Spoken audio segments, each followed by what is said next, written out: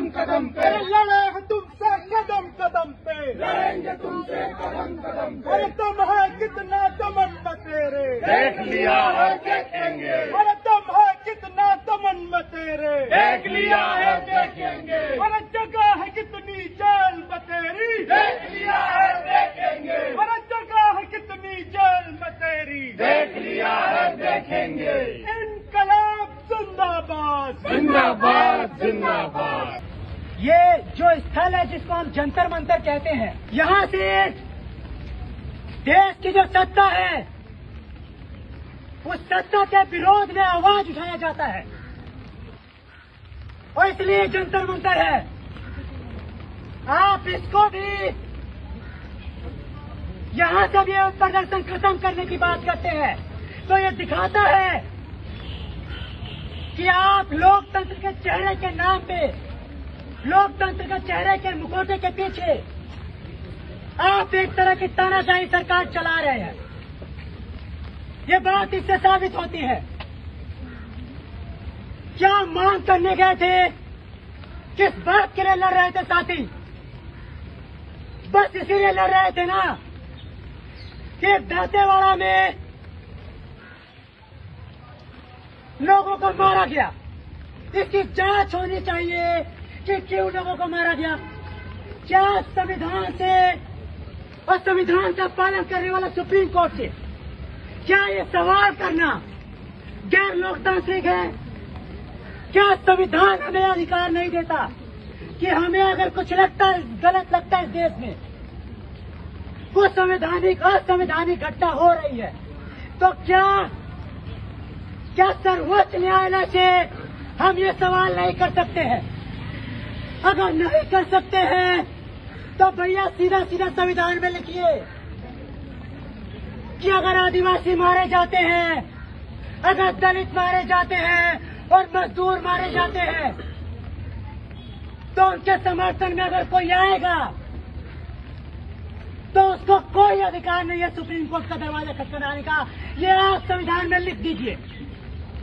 हम इस बात की आवाज नहीं उठाएंगे, पर जब तक आप ये ढोंग रचे हुए हैं कि संविधान है, हम संविधान के तहत चल रहे हैं, तो संविधान में ये बात भी है कि अगर सत्ता कुछ गलत करती है तो गलत के खिलाफ आवाज उठेगी और ये आवाज उठाते रहे लोग। आज भी उठा रहे हैं, कल भी उठाएंगे।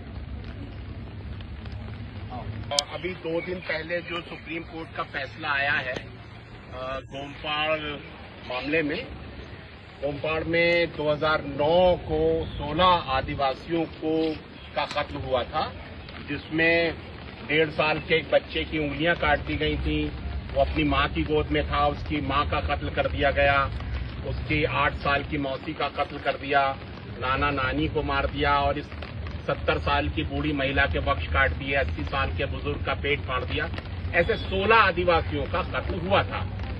हम लोग वहां सेवा का काम कर रहे थे, आदिवासी हमारे पास आए और हम आदिवासियों को लेकर के सुप्रीम कोर्ट आ गए। और इसके अलावा हमारी संस्था नालसा की मेंबर थी। नालसा जो है वो सुप्रीम कोर्ट की संस्था है, national legal aid services authority, और उसमें जज साहब लोग हमारे साथ आते थे और हम लोग गांव में जाकर के कैंप लगाते थे और कैंप में हम गांव वालों को बोलते थे कि आपके साथ अन्याय हो तो आप अदालत आइए, आपको फ्री वकील मिलेगा। ये हमको सुप्रीम कोर्ट कहता था कि ऐसा करो, तो हमने वही किया। हम आदिवासियों को लेकर के सुप्रीम कोर्ट आ गए। अब 2010 में छत्तीसगढ़ की सरकार ने कहा हिमांशु कुमार माओवादियों का समर्थक है, इसलिए ये सुरक्षा बलों के खिलाफ ये केस लेकर आया है। तो सुप्रीम कोर्ट ने सरकार को फटकार लगाई और कहा खबरदार जो हिमांशु कुमार को माओवादी सिंपैथाइजर बोला। फिर 2017 में छत्तीसगढ़ सरकार ने एक बार और एप्लीकेशन लगाई कि हिमांशु कुमार और सोनी सोरी दोनों माओवादी समर्थक हैं, इनके ऊपर फाइन लगाओ, ये झूठा केस करते हैं। तब सुप्रीम कोर्ट ने इनकी बात नहीं सुनी। अब 2022 में फिर से सरकार ने कहा कि ये माओवादी समर्थक है, इसलिए ये केस लाते हैं। अब हमारा कहना, और सुप्रीम कोर्ट ने फैसला दिया कि भाई ये जो है केस झूठा है, इनके ऊपर 5 लाख का जुर्माना और इनकी जांच करो। ठीक है। हमारा कहना ये है कि ये केस झूठा है या सच्चा है, सुप्रीम कोर्ट को कैसे पता? सुप्रीम कोर्ट ने जांच तो करवाई नहीं। आप जांच करवाइए, तब पता चलेगा ये केस सच्चा है या झूठा है। इसके अलावा हमने आज तक जितने भी मामले उठाए हैं, उसमें एक भी मामला झूठा साबित नहीं हुआ। 2009 में ही सिंगारम में 19 आदिवासियों को लाइन में खड़ा करके गोली से उड़ा दिया गया था। वो केस लेकर हम हाई कोर्ट में गए थे। राष्ट्रीय मानवाधिकार आयोग की रिपोर्ट आई है कि ये मुठभेड़ फर्जी थी। हमारे पक्ष में रिपोर्ट है। माठवाड़ा में 3 आदिवासियों के चाकू से आंखें निकाल के मार दिया था और उनकी लाशें वहीं थाने के पास दफना दी गई थी। नाम लगाया था माओवादियों का। हम लोगों ने मामला हाई कोर्ट में डाला, 3 पुलिस वाले जेल गए। सोनी सोरी के ऊपर 7 मामले बनाए गए, उसको माओवादी कहा गया। हमने कहा निर्दोष लड़की है। 7 मामलों में बरी हुई, निर्दोष साबित हुई। वो आज इस सारकेगुड़ा में 17 आदिवासियों को मारा गया। हमने कहा झूठी है ये मुठभेड़। न्यायिक आयोग की रिपोर्ट आई, झूठी पाई गई वो मुठभेड़। एड्समेट्टा में 7 आदिवासियों को मारा गया। हमने कहा झूठी है ये मुठभेड़। न्यायिक आयोग की रिपोर्ट आई, झूठी पाई गई। हमारा आज तक कोई भी मामला झूठा पाया ही नहीं गया है। हमारे तो सारे मामले सच्चे पाए गए हैं और सरकारी संस्थाओं के द्वारा पाए गए, न्यायिक आयोग के द्वारा पाए गए।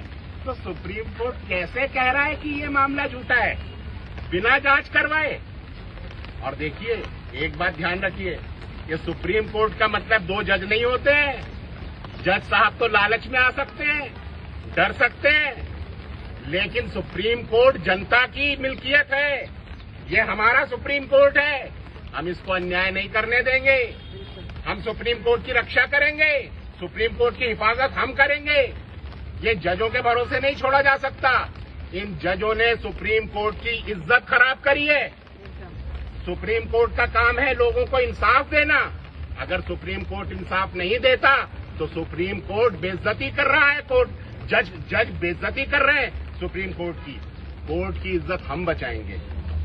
हम न्यायालय की अवमानना नहीं कर रहे हैं, हम न्यायालय की इज्जत बचा रहे हैं। न्यायालय की इज्जत तब बचती है जब वो न्याय देता है। अगर वो आदिवासियों को, कमजोरों को, मजलूमों को, औरतों को, दलितों को न्याय नहीं देगा तो न्यायालय की इज्जत खत्म हो जाएगी। हम ऐसे डरने वाले या भ्रष्ट जजों के भरोसे न्यायालय को नहीं छोड़ सकते। न्यायालय की हिफाजत हम करेंगे। ये हमारा सुप्रीम कोर्ट है, ये हमारा संविधान है, ये हमारा लोकतंत्र है, इसकी रक्षा हम करेंगे। इसलिए मैंने कहा हम इस गलत फैसले को कबूल नहीं करेंगे। हम जुर्माना नहीं देंगे, हम जेल जाएंगे, हम हंसते हंसते जेल जाएंगे, हम गाना गाते गाते जेल जाएंगे और जेल में भी गाने गाएंगे। हम क्रांति गीत गाएंगे। हम जेल में बंद जो हमारे मजदूर हैं, किसान हैं, आदिवासी हैं, उनके साथ मिलकर के गाने गाएंगे। हम जेल को भी एक उत्सव की जगह, त्योहार की जगह बना देंगे।